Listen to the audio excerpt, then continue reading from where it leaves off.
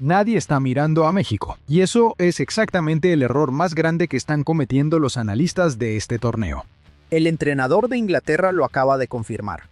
No tenemos forma de adaptarnos a la altitud en tan poco tiempo. Ese proceso lleva mucho tiempo y físicamente es imposible en 3 o 4 días. Thomas Tuchel, 2 días antes del partido en el Azteca, admitiendo en público que México tiene una ventaja que su equipo no puede compensar. Los medios internacionales están tratando esa declaración como una anécdota de rueda de prensa. Pero Tuchel no solo habló de la altitud, dijo algo más. Una frase que pasó casi desapercibida y que, cuando la conectas con lo que está haciendo México en este torneo, cambia completamente cómo se ve este partido. Y no solo este partido. Inglaterra llega al Azteca el 6 de julio con un problema que su propio entrenador ya reconoció. 2.240 metros de altitud, 3 días de preparación. Una selección que no ha entrenado a esa altura en ningún momento de las últimas semanas. Y mientras Tuchel habla de desventajas, México lleva 5 partidos en este torneo. 5 victorias, 0 goles en contra. Rompió una maldición de 40 años, juega en el estadio más ruidoso del mundo, y tiene un cuadro de torneo que los medios internacionales no han analizado todavía de la manera en que lo vamos a ver hoy. Cuando pongas todas las piezas juntas, vas a entender por qué la favorita silenciosa de este mundial no está en París, ni en Buenos Aires, ni en Río de Janeiro. Está a 2.240 metros sobre el nivel del mar. Si todavía no estás suscrito al canal, este es el momento. Aquí en Rumbo al 26 analizamos cada partido con los datos que los medios tradicionales no están mirando. Suscríbete y activa la campana. Vamos al principio. Hay un patrón en los últimos 20 años de Copas del Mundo que nadie está mencionando en el contexto de México. Francia campeona en 2018, 4 goles en contra en todo el torneo. Alemania campeona en 2014, 4 goles en contra. España campeona en 2010, 2 goles en contra. Italia campeona en 2006, 2 goles en contra. 4 campeones consecutivos. Los 4 llegaron a la final con defensas que sus rivales no encontraban. Y los 4, cuando perdieron un gol en las rondas eliminatorias, respondieron marcando en el siguiente ataque. Su estructura defensiva era tan sólida que incluso los goles en contra no los desestabilizaban. México lleva 5 partidos. 0 goles en contra. Raúl Rangel en el arco, César Montes y Johan Vázquez en el centro. Una línea de 4 que presiona alta, que recupera rápido y que convierte cada pérdida de balón en una trampa para el rival. En la fase de grupos, Corea del Sur no marcó. Sudáfrica no marcó, República Checa no marcó. Ecuador, que venía de ganarle a Alemania con Moisés Caicedo en el centro del campo y llegando como uno de los equipos en mejor momento del torneo, tampoco marcó. Piero Hincapié terminó expulsado en el tiempo añadido con el marcador en 2-0, frustrado, sin haber encontrado una sola grieta real en la defensa mexicana. El patrón de los campeones dice que la defensa es el cimiento. México tiene el mejor cimiento del torneo ahora mismo. Y hay algo que va a hacer esa defensa todavía más difícil de superar el domingo. Algo que Tuchel ya sintió antes de llegar al Azteca. La altitud. El Estadio Azteca se construyó a 2.240 metros sobre el nivel del mar. En esa altura, el aire tiene aproximadamente un 76% de la presión atmosférica que existe a nivel del mar. Eso significa que cada bocanada de oxígeno contiene un 24% menos de moléculas de oxígeno que en una ciudad costera. Para un futbolista que lleva semanas entrenando al nivel del mar en Houston o en Dallas, el efecto es inmediato y brutal. El esfuerzo cardíaco aumenta entre un 12 y un 15% para producir el mismo rendimiento. Los músculos empiezan a acumular lactato más rápido de lo habitual. La fatiga aparece antes. Y la toma de decisiones, esa fracción de segundo que separa un pase correcto de uno equivocado, se degrada a partir del minuto 55 o 60, cuando el cuerpo empieza a priorizar el oxígeno para los músculos por encima del cerebro. La historia del Azteca en partidos internacionales está llena de equipos europeos que llegaron convencidos de sus capacidades y que salieron preguntándose qué les había pasado en la segunda parte. Alemania lo sufrió en el llamado Juego del Siglo del Mundial de 1970, cuando Italia los remontó 4-3 en una prórroga disputada a esa altitud. Brasil lo sintió en la Copa Confederaciones de 1999. La altitud del Azteca no distingue entre favoritos y no favoritos. Lo que distingue es quién llegó preparado y quién no. México lleva semanas entrenando ahí. Conoce ese aire. Sus pulmones llevan meses trabajando a esa altura. Inglaterra tiene 3 días. Tuchel lo sabe. Por eso lo dijo antes de que se lo preguntaran. Pero la altitud es solo la primera pieza. La segunda es algo que México lleva 40 años sin poder resolver y que el 30 de junio cambió de golpe en ese mismo estadio. 40 años. Desde 1986, México no había ganado un solo partido de eliminación directa en una Copa del Mundo. Merece detenerse un segundo en ese número. 40 años, 10 torneos. Generaciones enteras de aficionados mexicanos que nacieron, crecieron y llegaron a la edad adulta sin ver a su selección pasar de la primera ronda eliminatoria en un mundial. El año 1986 fue la última vez. México jugaba en casa, en el Azteca, ante 80,000 personas. Venció a Bulgaria en octavos de final. Llegó a cuartos. Luego cayó ante Alemania Occidental en penales, en un partido que terminó 0-0 tras la prórroga. Fue el límite. Y a partir de ese momento, la selección mexicana construyó involuntariamente una tradición de fracasos en el quinto partido que terminó por convertirse en algo más que una racha de mala suerte. 2002. Corea y Japón. Derrota ante Estados Unidos 2-0. México llegaba con Cuauhtémoc Blanco y con el Borgetti en racha, con una generación que muchos consideraban la más talentosa en décadas. Cayeron ante su vecino del norte. 2006. Alemania. Derrota ante Argentina en prórroga 2-1, con un gol de Maxi Rodríguez en la prórroga que todavía duele.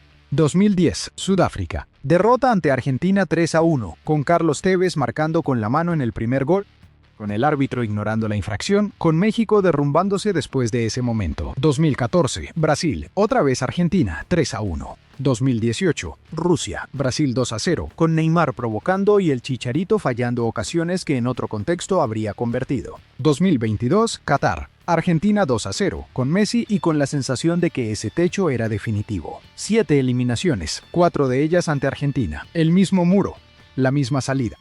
Los psicólogos del deporte tienen un término para lo que le pasaba a México en esos partidos: memoria de fracaso grupal. Un equipo que repite el mismo desenlace en el mismo escenario varias veces empieza a anticipar ese desenlace antes de que el partido empiece. El cuerpo reacciona antes que la mente. La ansiedad aparece en el vestuario 2 horas antes del partido. La musculatura se tensa de manera diferente en los primeros minutos. Los errores llegan en los mismos momentos, torneo tras torneo, con una regularidad que ningún entrenador podía corregir con cambios tácticos, porque el problema no era táctico, era psicológico, y estaba tan incrustado en la identidad de la selección que los propios jugadores lo nombraban antes de los partidos como si fuera un personaje más en el vestuario. El 30 de junio de 2026, Julián Quiñones marcó al minuto 22 en el Azteca. Un contragolpe por la banda izquierda, conducción a velocidad máxima, recorte hacia el centro y remate cruzado al primer poste. Raúl Jiménez al minuto 30, con un movimiento de espaldas a portería que solo hacen los delanteros que llevan años aprendiendo a leer los espacios, y un giro y remate que entró al ángulo antes de que el portero ecuatoriano pudiera reaccionar. 2-0 al descanso. En la segunda parte, México administró el partido sin un solo momento de pánico, sin esa tensión que en los años anteriores aparecía a los 30 minutos cuando el marcador seguía en 0. Piero Hincapié recibió la roja en el tiempo añadido. Final 2-0. La maldición del quinto partido se rompió. En el Azteca, sin penales, sin agonía. El Athletic Club de Bilbao de 1984 llevaba 22 años sin ganar la Liga Española. Cuando la ganó, ganó 2 seguidas. Dinamarca en 1992 cargaba décadas sin un título internacional y se llevó la Eurocopa entera. Portugal en 2016 ganó su primer gran título después de 20 años esperándolo. Grecia en 2004 hizo algo que nadie en el mundo de las apuestas consideraba posible. Equipos que cargaban peso histórico, que cuando lo soltaron, corrieron diferente. México soltó ese peso el 30 de junio. Ahora juega en el Azteca, con ese vestuario que vivió ese momento, contra un rival que llega de fuera y que ya sabe, porque su propio entrenador lo admitió, que la altitud los va a golpear en el segundo tiempo. Pero la maldición rota y la defensa invicta son solo 2 piezas del cuadro. Hay una tercera que los medios no están viendo, y esta tiene nombre propio: Javier Aguirre. En agosto de 2023, la Federación Mexicana de Fútbol lo nombró seleccionador por tercera vez. Las reacciones fueron de desconcierto generalizado. Ya había dirigido a México en 2001 y en 2010, sin resultados que nadie recordara como gloriosos. La prensa mexicana lo cubrió con escepticismo abierto. Varios columnistas escribieron que era una señal de que la federación había agotado sus opciones y estaba recurriendo a un nombre conocido por pura inercia institucional. Aguirre lo dijo en su primera rueda de prensa sin rodeos. Voy a hacer lo que sé hacer. Lo que sabe hacer era exactamente lo que México necesitaba. 65 años. 4 décadas construyendo equipos en España, México, Arabia Saudita y Japón. Osasuna, Atlético de Madrid, Zaragoza, la selección japonesa. Ha trabajado con presupuestos pequeños y con jugadores que no eran los más talentosos de sus países, pero que dentro de un sistema específico encontraban su mejor versión. Sabe cuándo rotar y cuándo no. Sabe cómo administrar el desgaste físico en un torneo de estas características. Y sabe que la defensa no se improvisa en 3 semanas. Se trabaja durante 2 años antes de llegar al torneo, y en esos 2 años hay que convencer a cada jugador de que el sacrificio individual es la condición para el éxito colectivo. Primero construyó la defensa, líneas compactas, presión organizada, transiciones rápidas. Luego trabajó las situaciones de ataque desde la recuperación. 5 o 6 toques máximo antes de llegar al área rival, antes de que el equipo contrario pueda reorganizarse. Julián Quiñones por la banda, con esa velocidad explosiva y ese remate que vimos contra Ecuador. Raúl Jiménez como referencia arriba, con la lectura táctica de un delantero de 33 años que no depende ya de la velocidad, sino de la inteligencia para encontrar el momento de moverse. Y Gilberto Mora, 21 años, al que la FIFA señaló como la joya del torneo en las primeras 3 semanas del campeonato, controlando el ritmo desde el centro del campo con una madurez que no corresponde a su edad, y que Aguirre fue el primero en detectar cuando tenía 19 años y empujaba para tener minutos en el Guadalajara. Aguirre ya dirigió a México en su 5º partido de 2010. Perdió ante Argentina 3-1 con el gol de la mano de Tevez, con el arbitraje que desestabilizó al equipo en el momento más delicado. Esta vez tiene el mismo estadio, la misma camiseta, y sin ese peso encima, y sin la sensación de que lo que va a pasar ya está escrito. Hay también algo que Aguirre no controla, pero que está sumando a favor de México en este torneo: el silencio mediático. Brasil genera titulares en cada conferencia de prensa. Francia genera debates sobre si Mbappé tiene o no tiene relación con el resto del vestuario. Argentina arrastra el seguimiento global que construyeron Messi y Maradona durante décadas. México avanza sin que ningún medio internacional le dedique portadas, sin que los analistas de la BBC o de ESPN dediquen tiempo a desmenuzar sus esquemas defensivos, sin que los rivales que vendrán después tengan tiempo de preparar una respuesta específica a lo que hace Aguirre. Tuchel es el primero que habla de México como de un rival que le preocupa de verdad. Y lo hizo 2 días antes del partido, cuando ya era demasiado tarde para cambiar algo. Ahora sí, la pieza que faltaba, la que prometí al principio, la frase de Tuchel que pasó desapercibida. Después de admitir el problema de la altitud, el entrenador de Inglaterra añadió esto: el principal inconveniente será la altitud de 2.240 metros. Ante eso no te puedes acostumbrar y será una ventaja para México. Será una ventaja para México. El entrenador del rival antes del partido dando públicamente la ventaja al equipo contrario. Y cuando pones esa frase junto al cuadro del torneo, el cuadro completo, el análisis que ningún medio ha publicado de esta manera, todo encaja. Mira dónde están los grandes favoritos. Francia está en el lado opuesto del cuadro. Brasil está en el lado opuesto. Argentina está en el lado opuesto. Los 3 equipos que las casas de apuestas dan como candidatos al título están en la mitad del cuadro que México no toca hasta una posible final. Para cruzarse con cualquiera de ellos, México tiene que llegar a la final. El camino del tricolor desde octavos hasta una semifinal pasa por rivales que llevan toda la copa sin enfrentarse a los grandes. Colombia, que tiene a James Rodríguez pero que no ha mostrado todavía que puede sostener un partido completo ante una presión alta y constante. Marruecos, sólido defensivamente pero con dificultades en la creación cuando el rival le cierra los espacios de transición. Los clasificados de la zona de América y África, que han dado sorpresas pero que llegan a cuartos con equipos que no han sido sometidos al análisis profundo que sí tienen los favoritos.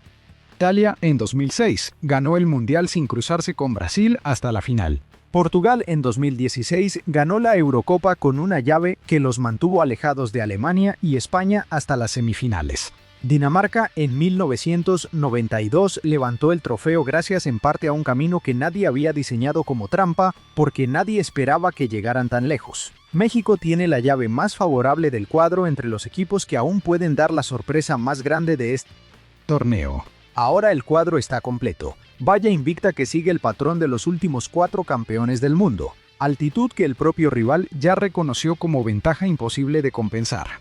Maldición de 40 años rota en el mismo estadio donde juega el domingo. Un entrenador que construyó este equipo sabiendo exactamente para qué momento lo preparaba. Y un cuadro del torneo que los lleva a semifinales sin cruzarse con los 3 grandes favoritos.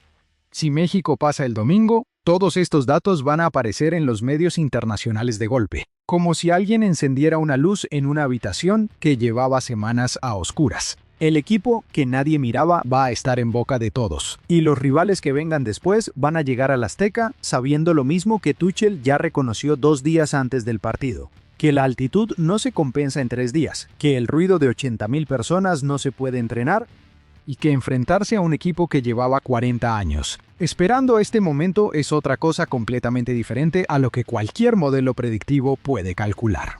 ¿Va a ganar el Mundial? El fútbol no funciona con certezas. Puede caer el domingo. Pueden ocurrir muchas cosas en 90 minutos, pero ese 4% que las casas de apuestas le dan al tricolor para ganar el torneo existe exactamente porque hay equipos que acumulan todas las condiciones correctas en el momento correcto Y que nadie está mirando, hasta que el entrenador rival lo admite en público. Tuchel lo dijo 2 días antes del partido. Lo dijo porque era verdad y porque no le quedaba otra. Hay equipos que entran a los mundiales con el foco del mundo encima y que sienten ese foco como presión. Y hay equipos que entran en silencio, con valla invicta, jugando en casa, con la maldición rota, con el cuadro a favor, con un entrenador que ya sabe lo que es quedarse en la puerta y que esta vez llega sin ese peso encima. México es ese segundo equipo. ¿Va a ganar el Mundial? La respuesta no está en París, ni en Buenos Aires, ni en Río de Janeiro. Está en el Estadio Azteca, a 48 horas de distancia, con una ventaja que el propio Tuchel ya admitió que no puede compensar. Dale a me gusta y compártelo con alguien que vaya a ver el partido del domingo. Deja en los comentarios lo que piensas. ¿México llega a la final de su propio Mundial? Suscríbete y activa la campana. Aquí en Rumbo al 26 seguimos cada dato que los medios no están mirando. El torneo tiene mucho más por contar.